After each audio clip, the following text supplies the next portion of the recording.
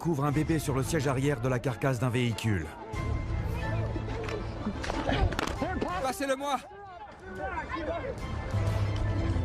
À des kilomètres de l'hôpital le plus proche, policiers et secouristes font tout leur possible pour réanimer la petite Lily. Allez, ma puce!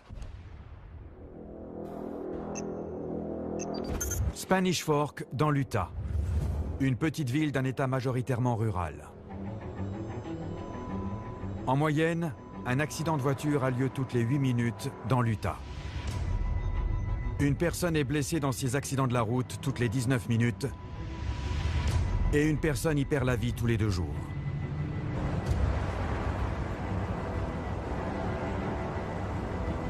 Un véhicule est renversé au beau milieu de la Spanish Fork River. L'accident a eu lieu hier soir et le véhicule est resté à moitié immergé 14 heures avant que la police ne soit prévenue.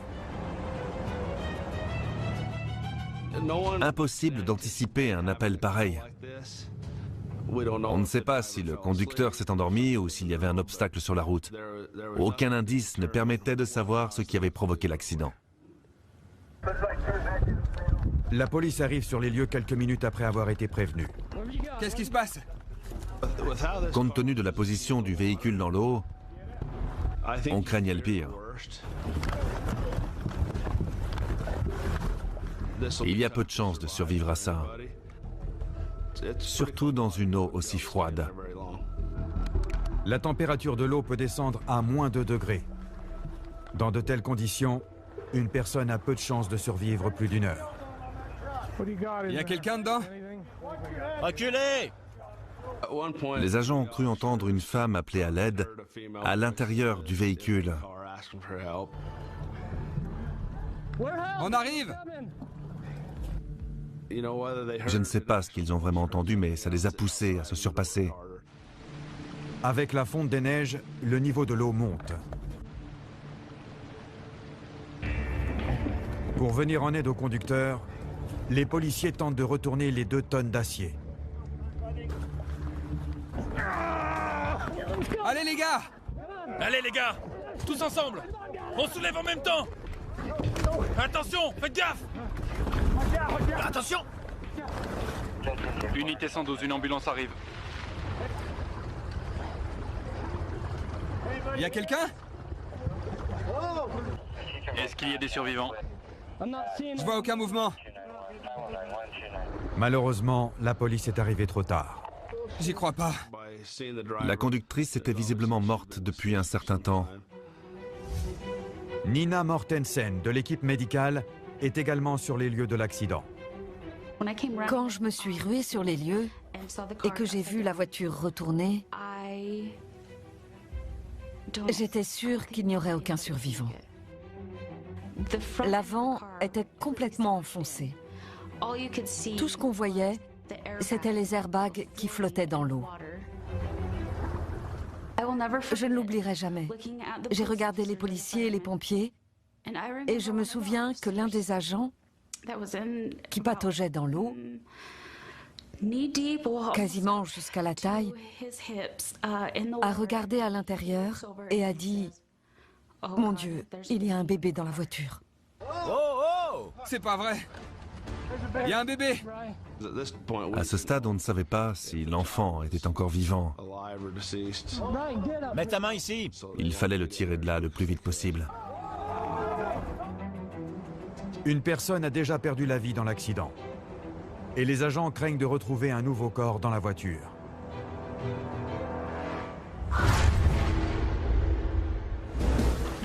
S'il vous plaît.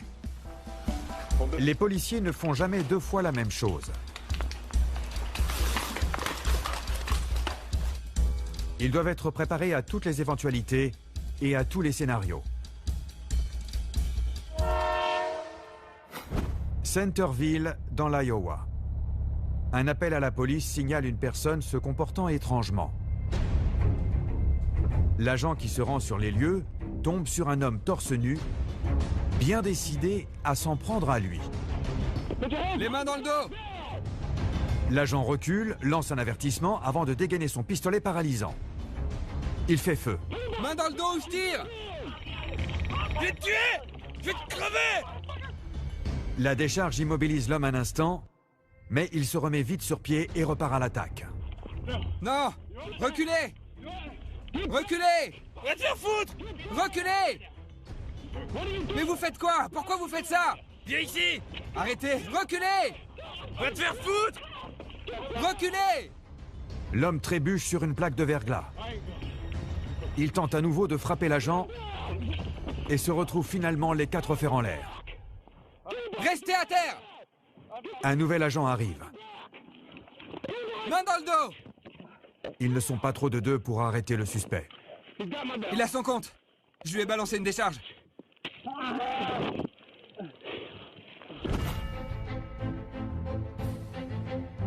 La police du comté de Pasco, en Floride, poursuit un homme qui vient de frapper une femme.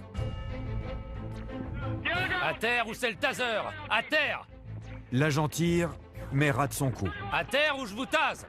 Il se lance à la poursuite du suspect. L'homme quitte la rue pour passer entre les maisons, mais le passage est bloqué. L'agent le rattrape. Après une brève empoignade, l'homme est arrêté. Il arrive que la police n'ait même pas à se déplacer pour trouver quoi faire. Baltimore, dans le Maryland. Ces agents se sont garés pour bavarder, mais ils ne vont pas profiter longtemps de leur pause. Leur caméra embarquée filme un véhicule qui leur fonce dessus.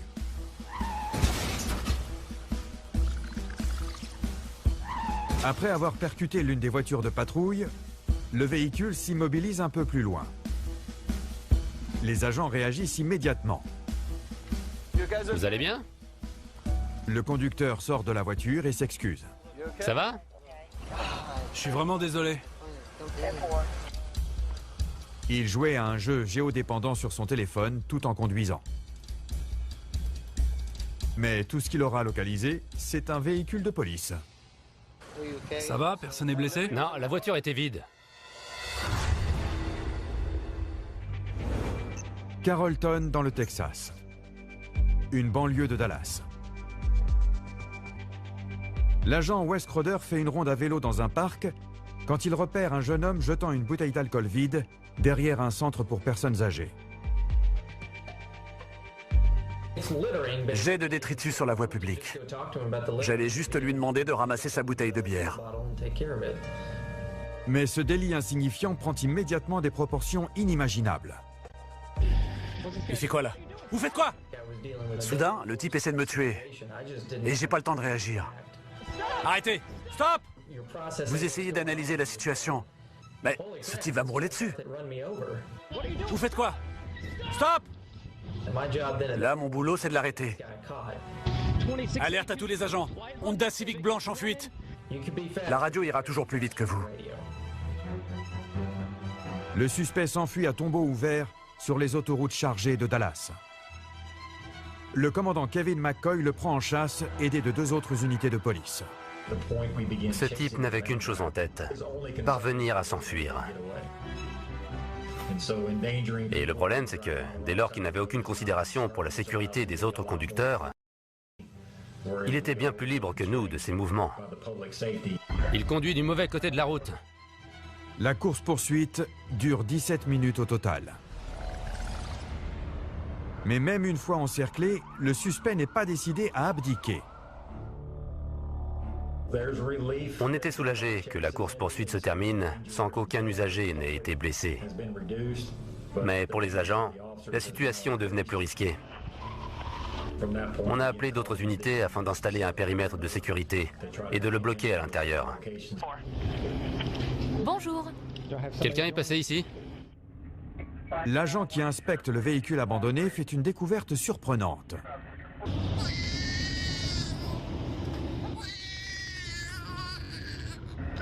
Il y a un enfant dans le véhicule. Honnêtement, j'étais furieux qu'on puisse mettre ainsi en danger la vie d'un enfant. C'était stupide. Ça ne valait absolument pas la peine. Tous les agents présents sur les lieux avaient des enfants. On était tous choqués qu'on puisse faire prendre un tel risque à un bébé. Et on s'est dit que si cet homme était capable de mettre en danger la vie de ses proches, c'est qu'il fallait vraiment s'en méfier. Au bout de quelques minutes, les agents localisent le suspect qui se cache dans un café voisin. On a fait sortir la plupart des gens par la porte arrière. Il n'y avait plus que nous.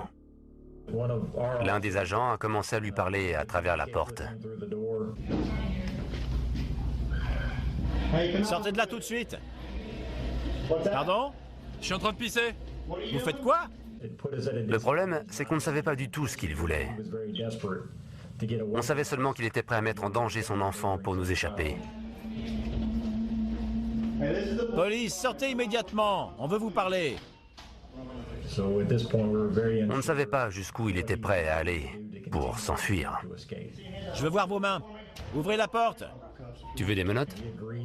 Il a accepté d'ouvrir le verrou. On l'a entendu le faire. Mains en l'air. Je veux voir vos mains. Je veux voir vos mains. Les deux mains. Pouce levé. Retournez-vous vers moi, les mains en l'air. Tournez-vous, les mains dans le dos. Tournez-vous! Maintenant que le suspect est maîtrisé, les agents vont essayer de comprendre pourquoi il tenait tant à leur échapper. Arrête de bouger. Quand je l'ai fait entrer dans la cellule, il a levé les yeux vers moi. Je l'ai regardé en secouant la tête. Et il m'a dit « Désolé, je suis sous le coup d'un mandat d'arrêt ». Plus préoccupé par son sort que celui de son jeune passager, l'homme a de la chance que son bébé soit indemne. Il a fait des choix qui non seulement l'ont conduit en prison à cause du mandat d'arrêt, mais l'obligeront à y rester encore plus longtemps à cause des nombreux crimes et délits dont il s'est rendu coupable.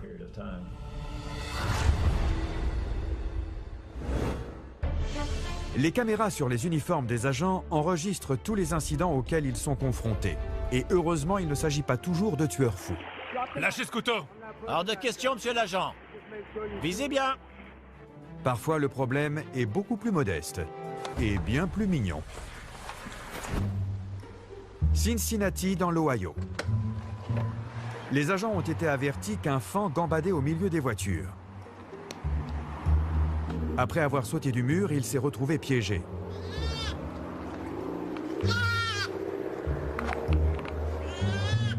L'agent tente de calmer le jeune daim. Tout va bien, mon grand. Tout va bien. Il retrouvera vite sa liberté à bonne distance des bolides de l'autoroute. On dit que le chien est le meilleur ami de l'homme. Malheureusement, il lui arrive aussi d'être son pire ennemi pour lui-même. Cedar Hill, au Texas. La police est appelée pour venir en aide à un dog allemand en très mauvaise posture. Comme ses maîtres étaient à la campagne, l'animal s'est dit qu'il allait lui aussi partir en balade en se faufilant sous la palissade. Il va se déchirer la peau. Mais le voilà maintenant coincé dessous. J'espère qu'il préférera s'enfuir plutôt que de nous sauter dessus. Les agents s'empressent de défaire les planches en bois avant que le chien ne se blesse davantage l'abdomen. Voilà, tout va bien. Enfin libre, comme la scie. C'est bon. Et voilà. J'espère que vous vous y connaissez en chevaux. Worcester, dans l'Ohio. Des agents s'occupent d'un attelage livré à lui-même. Ils essaient d'abord d'arrêter le cheval en agitant les bras. En vain. Je rêve. L'un d'entre eux a alors une inspiration soudaine. Il saute dans l'attelage.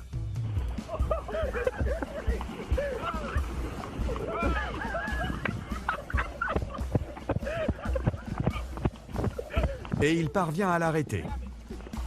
Épuisé, le cheval s'écroule, mais il n'est pas blessé. On a réussi à l'arrêter. Le fuyard sera bientôt rendu à son propriétaire. C'était une première.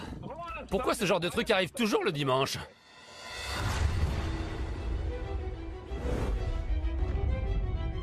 Spanish Fork, dans l'Utah.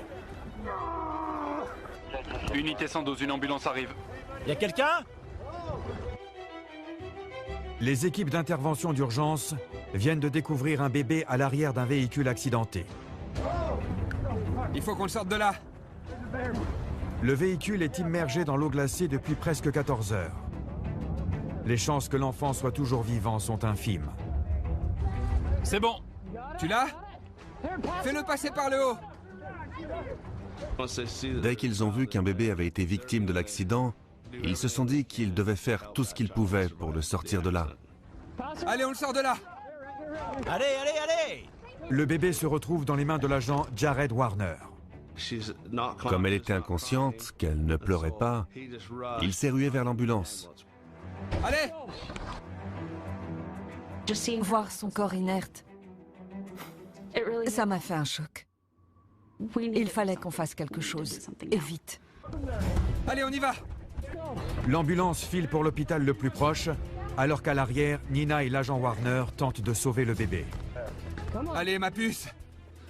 S'occuper d'un bébé, c'est particulièrement éprouvant. Parce que beaucoup d'agents ont des enfants en bas âge. Alors forcément, on s'identifie, on fait tout ce qu'on peut pour sauver l'enfant. La mère n'a pas survécu. Allez, ma puce! En la voyant sur le brancard, je n'arrêtais pas de me dire que ça pouvait être mon bébé étendu là, inanimé. Nina essaie d'abord de dégager les voies respiratoires de la petite. J'ai essayé les poires à lavement. Je sais que c'est efficace parce que je m'en sers avec mes enfants. L'agent Warner tente désespérément de trouver un pouls. J'ai rien. Sans succès. Il me faut des ciseaux. Désespérant de trouver le moindre signe de vie, il décide de déshabiller l'enfant. On l'a frotté de toutes nos forces. Allez, ma puce! J'avais peur de lui casser une côte en pressant trop fort, ou au contraire, d'y aller trop doucement. Est-ce que j'aggrave son état? Est-ce que je l'aide? J'ai besoin d'oxygène, elle ne respire pas. Allez, ma puce, allez! Pour l'heure, ils ne savent toujours pas si le bébé est vivant. Sur la scène de l'accident, la police tente toujours de comprendre ce qui s'est passé. Sur place, j'ai commencé à reconstituer le fil des événements. Un homme s'est manifesté. Sa fille avait quitté la maison. Il ne savait pas où elle était passée. Il craignait que les victimes de l'accident soient sa fille et sa petite-fille. Les victimes sont bientôt identifiées. Jenny Grosbeck et son bébé de 18 mois, Lily. À des milliers de kilomètres de là, en Floride, le père apprend la mauvaise nouvelle. J'ai reçu un coup de fil du père de Jenny, le grand-père de Lily. Il était hystérique. J'ai compris que Lily était dans la voiture renversée dans la rivière. J'étais très inquiet. Il fallait que je rentre, tout de suite. Dans l'ambulance, Nina ne parvient toujours pas à trouver le pouls de la petite. Elle ne sait plus quoi faire. C'était terrible. Il fallait faire quelque chose. Allez, ma puce! On a essayé de la réchauffer, de la perfuser, de lui faire un massage cardiaque. Alors? T'as un pouls? Moi non. Alors que les secouristes tentent de sauver Lily, son père file à l'aéroport le plus proche pour rentrer aussi vite que possible. Dans l'avion, je ne pouvais penser qu'à une chose. Ma fille sera-t-elle vivante à mon arrivée? Ou est-ce que je rentrais pour l'enterrer, elle aussi? C'était l'un des moments les plus terrifiants de ma vie. Allez, ma puce! J'ai besoin d'aide. À ce moment-là, j'ai paniqué. J'ai paniqué.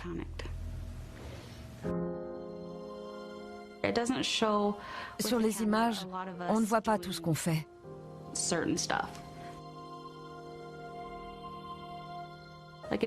On ne voit pas non plus ma collègue. Elle s'apprêtait à la recouvrir d'un drap.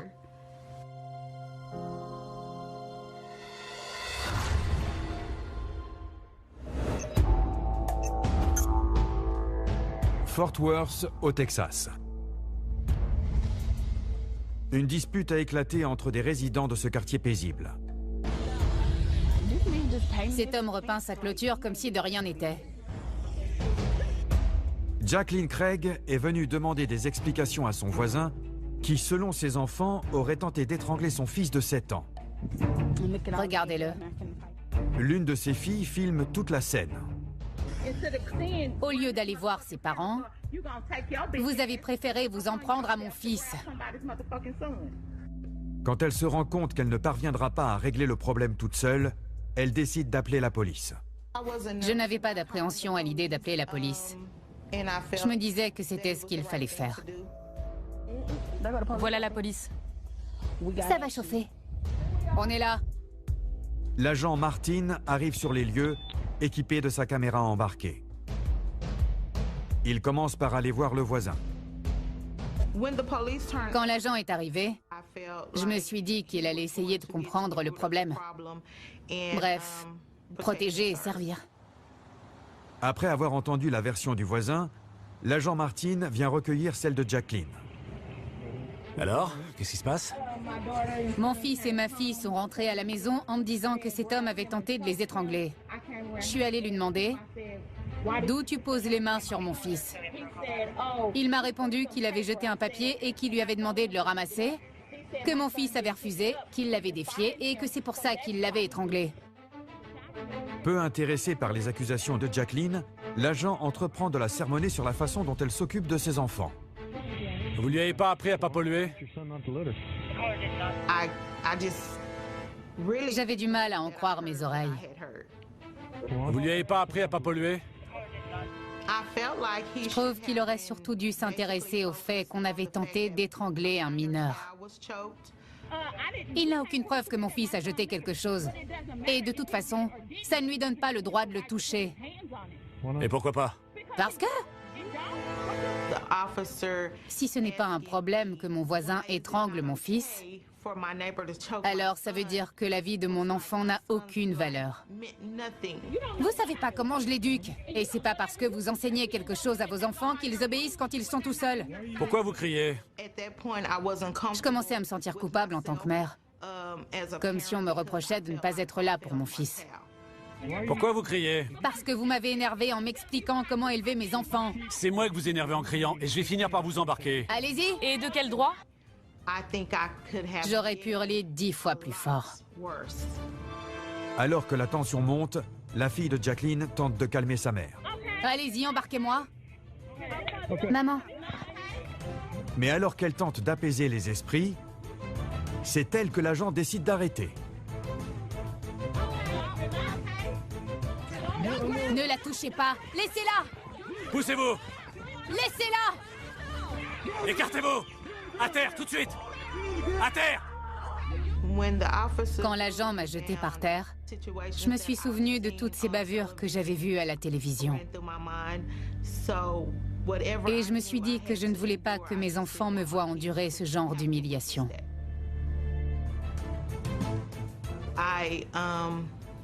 Je ne voulais pas mourir dans la rue sous leurs yeux. À terre.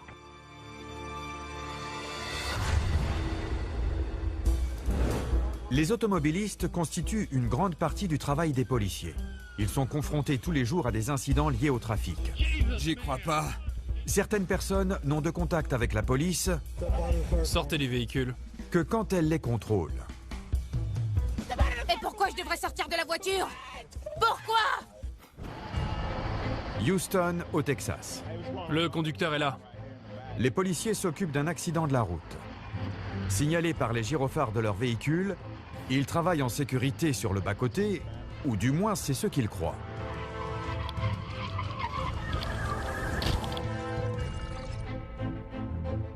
Tout se produit en un clin d'œil. Un véhicule qui n'a pas repéré l'accident fonce sur les policiers. L'un des agents est même obligé de sauter par-dessus le parapet du pont et fait une chute de 5 mètres. À cause du conducteur visiblement ivre, le policier écopera de plusieurs semaines d'arrêt de travail.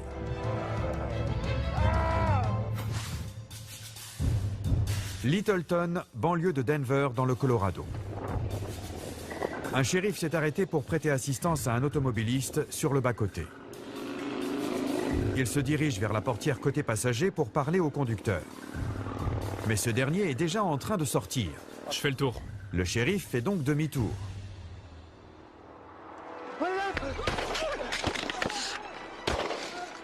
Alerte, coup de feu! Tout s'est passé très vite. Le conducteur tente de frapper le shérif avec la crosse de son fusil et finit par jeter l'arme sur lui. Le shérif dégaine à toute vitesse. Il tire à 2 reprises, Alerte, coup de feu! touchant la porte du véhicule À terre! À terre! et le bras du suspect. L'homme prend la fuite, mais il ne va pas loin. Alerte, coup de feu! Alerte, coup de feu! J'ai rien fait! À terre! À terre! À terre! Ne bougez pas! J'ai rien fait! Envoyez des renforts! Je peux le prouver! À terre! Depuis, l'homme a été inculpé d'agression à main armée. Ne bougez pas! Il attend son procès. Les mains en l'air, tout de suite!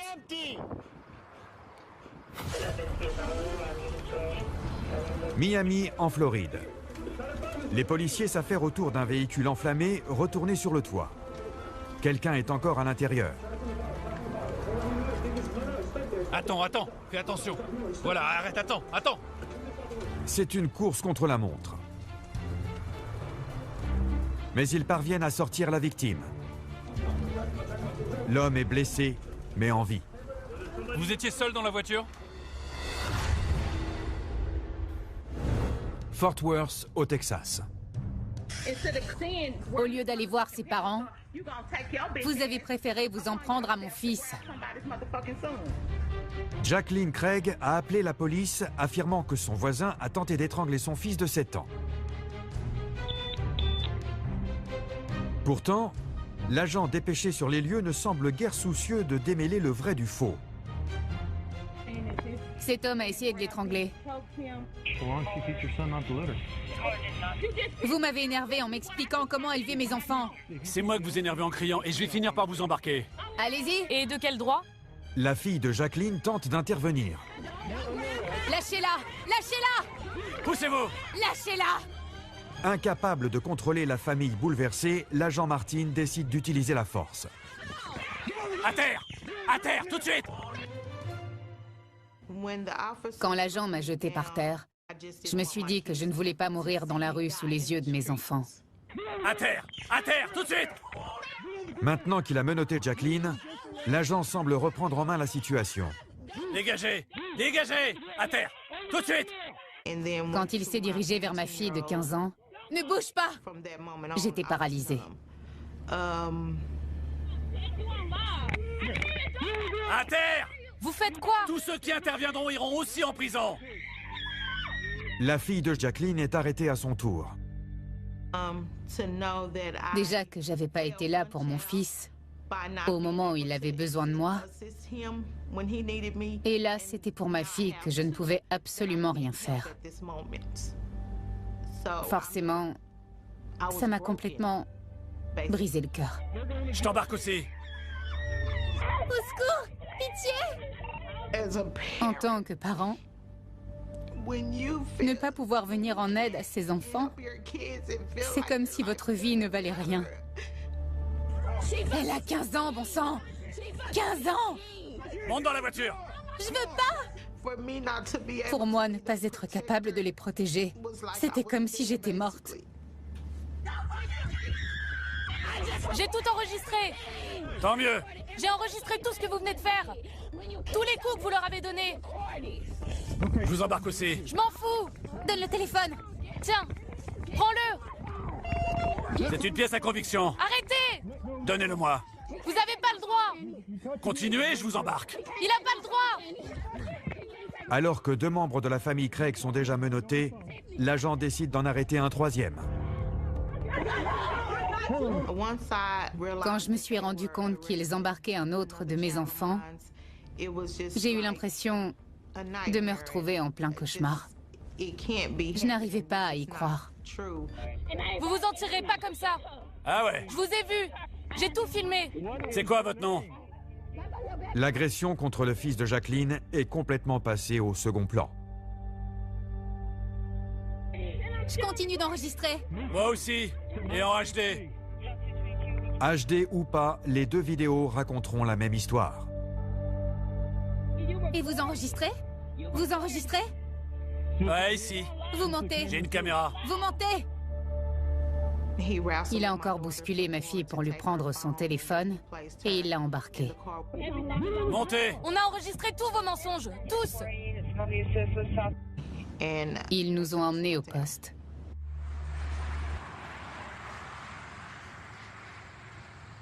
Se retrouver dans une cellule froide et crasseuse, c'est déjà terrible. Mais s'y retrouver avec sa fille, c'est encore pire. L'avocat de Jacqueline sait que cette affaire ne pourra être jugée que sur la base des images parfaitement neutres enregistrées par les caméras. Une cour de justice américaine considère par principe que la parole d'un agent des forces de l'ordre est plus fiable que celle d'un citoyen. Les images des caméras embarquées donnent aux jurés une chance de savoir ce qui s'est vraiment passé. Jacqueline et ses filles sont accusées de troubles à l'ordre public et de refus d'obtempérer. Le plus effrayant, c'est que sans les images, Jacqueline Craig aurait sans doute été condamnée pour les crimes dont l'accusait l'agent William Martin. Tous les policiers ne sont pas mauvais. Et je ne les tiens pas pour responsables des actes d'un seul de leurs collègues. Mais en tant que parent, je commence à me demander si j'ai bien fait d'appeler la police. Une fois les images rendues publiques, la police a lancé une enquête interne. Toutes les charges contre la famille ont été abandonnées. L'agent Martin a été mis à pied pendant 10 jours. L'enquête a conclu que la situation s'était envenimée à cause de lui et qu'il avait fait un usage excessif de la force.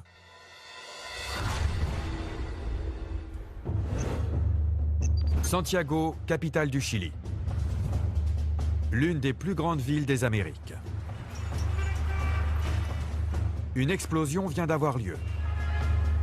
Les policiers dépêchés sur les lieux découvrent un immeuble effondré. Parmi les premiers arrivés, le sergent Raúl Yanez et le caporal Rafael Adasme. Faites attention où vous marchez.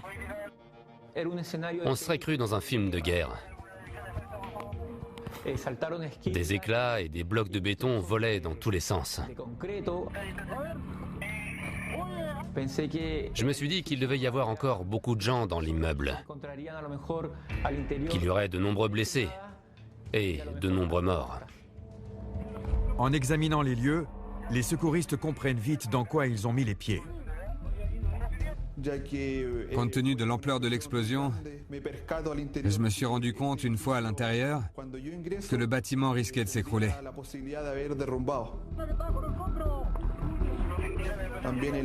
L'odeur de gaz était si forte que j'ai eu du mal à entrer. C'était si épais que l'air était irrespirable. On ne savait pas exactement ce qui avait provoqué l'explosion, ni si une autre risquait de se produire. Il y a quelqu'un là-dessous, dépêchez-vous!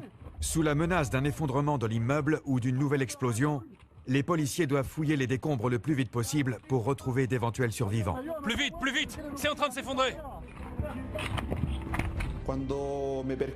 J'ai vu qu'il y avait quelqu'un sous les décombres. J'ai aperçu un bout de chaussure et des vêtements. C'est bon, elle est là. Faites attention, on va la bouger doucement.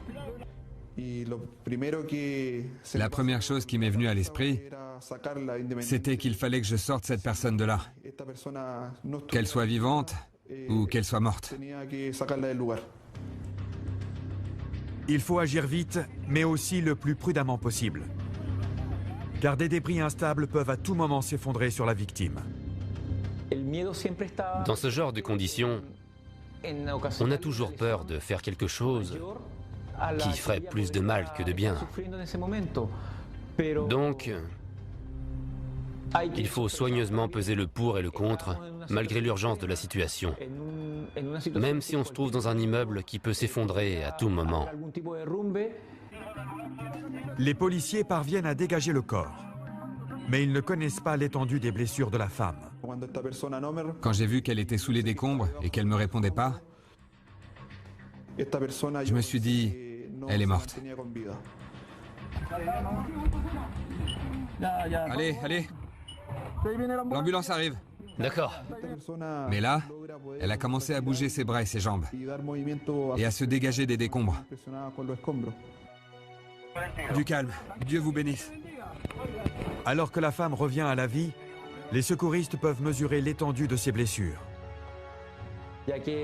La majeure partie de son corps et de son crâne était brûlée. C'était clairement très grave. Du calme, on va vous aider. On savait qu'il fallait agir vite.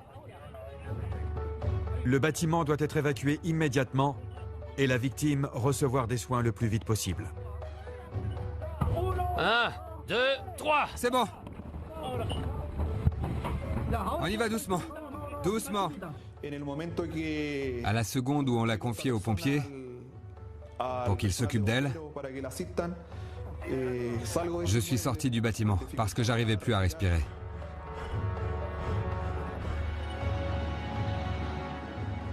Je crois pas être un héros, mais je trouve ça gratifiant de venir en aide à ceux qui en ont besoin. Raphaël ne pense pas être un héros, mais les actions que les caméras ont enregistrées prouvent le contraire. 1, 2, 3. Des mois plus tard, le bâtiment n'a guère changé depuis la tragédie. Il rappelle à tout le monde le drame qui s'est joué ici.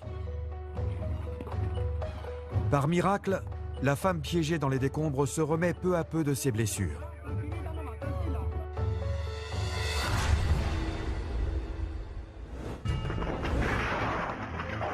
Je vais vous taser! Les armes étant en vente libre aux États-Unis, pratiquement tous les policiers sont eux-mêmes armés. À terre, les mains en l'air! Depuis 2014, plus de 12 000 personnes ont été tuées par arme à feu chaque année. Un chiffre qui ne cesse d'augmenter. Lâchez votre arme! Comté de Volusia en Floride. Où a lieu précisément l'incident? Les policiers s'occupent d'une dispute conjugale. Dès leur arrivée sur les lieux, ils entendent des coups de feu.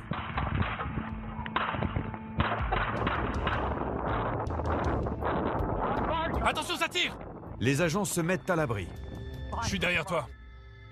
C'est alors qu'ils entendent une femme pleurer. Ça vient de la maison. Tu crois? Au secours! Si, ça vient de la fenêtre de la chambre. Je suis touchée! Les agents se souviennent de leur entraînement et ils se ruent au secours de la femme. Sortez!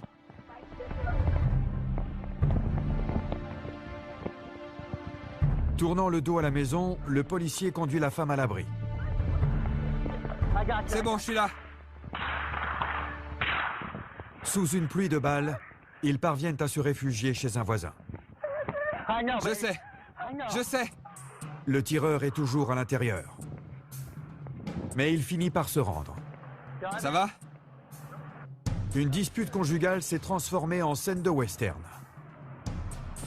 Arrêté et inculpé, le mari attend désormais son procès. Entre 2006 et 2014, 760 Américains ont été abattus par un conjoint ou un ex-conjoint. Plus de 80% des victimes étaient des femmes. C'était moins une. Cincinnati, dans l'Ohio. Des policiers se rendent dans un complexe d'appartements où un incident domestique a été signalé. En arrivant, ils tombent sur un homme dans la cour. Un agent l'arrête pour lui parler. Mais la situation dégénère en un instant.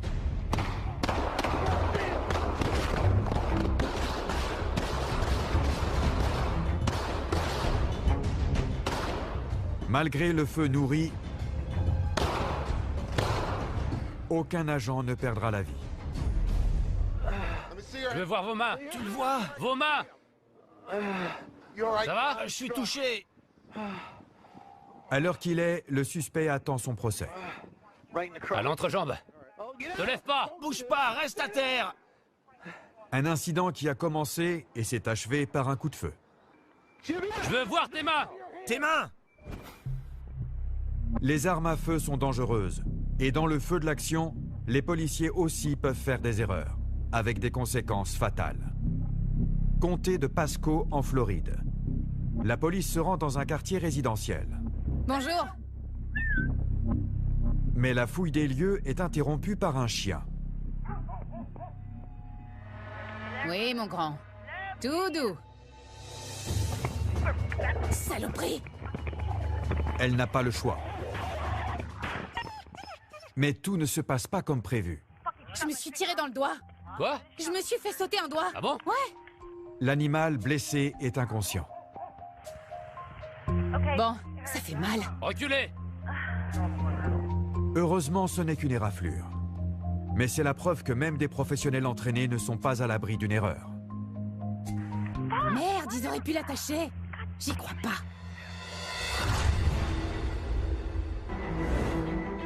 Spanish Fork, dans l'Utah. Une voiture gît sur le toit dans les eaux glacées d'une rivière en crue. Eh oh! Y a quelqu'un? La conductrice est morte. C'est pas vrai. Mais les agents ont trouvé un autre corps. Bon sang. Il y a un bébé. Passe-le-moi! Passe-le-moi! Les secouristes font tout leur possible pour réanimer le nourrisson. Allez! Allez, ma puce. Aidez-moi! La petite Lily arrive à l'hôpital. On arrive. T'as un pouls? Les secouristes font tout ce qu'ils peuvent pour la ramener à la vie. Mes doigts laissaient leur empreinte sur sa peau. Je n'avais pas le moindre signe vital. Je ne sentais rien. On a une fois de plus cherché un pouls. Allez, ma puce. On avait un semblant de pouls sur l'artère fémorale, dans la jambe. Mais c'était vraiment très léger. On n'en était même pas sûr. On se gare. L'ambulance arrive enfin à l'hôpital. Allez, on entre. On a fait un massage cardiaque. La voiture est tombée dans la rivière? Elle est restée sous l'eau. Immergée? À la seconde où elle est arrivée à l'hôpital, je me souviens que je suis tombée à genoux et je me suis mise à pleurer. Je n'arrivais pas à me contrôler. C'était terrible de se dire que ce pauvre bébé innocent risquait d'avoir des lésions cérébrales et une vie ruinée à cause de ce qui s'était passé. C'était très dur pour moi. Très dur. Alors que Lily est entre la vie et la mort, son père arrive à l'hôpital. Elle était inconsciente. Elle était glacée, en hypothermie. Les médecins m'ont demandé de m'asseoir et m'ont dit que je pourrais bien perdre ma fille.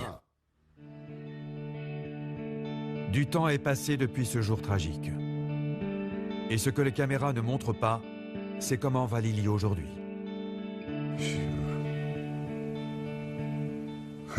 Elle est en pleine forme. Je t'ai eu. Aujourd'hui, c'est impossible de savoir qu'elle a vécu un accident si tragique. Elle est tout à fait normale. C'est très joli. C'est génial. À ton tour. J'ai des nouvelles par sa babysitter, qui est une amie. T'as vu? J'ai fait une tête rigolote. Mais elle est drôle. Elle est épanouie, elle est drôle. Elle a de magnifiques yeux bleus, de longs cils. C'est magnifique de la voir comme ça. De la voir agir comme n'importe quel enfant de 3 ans. J'ai vu beaucoup d'accidents, beaucoup de tragédies dans ma carrière. Mais cette histoire, je ne sais pas quel mot employer, mais je dirais que c'est un miracle. T'as gagné? Oui, j'ai gagné.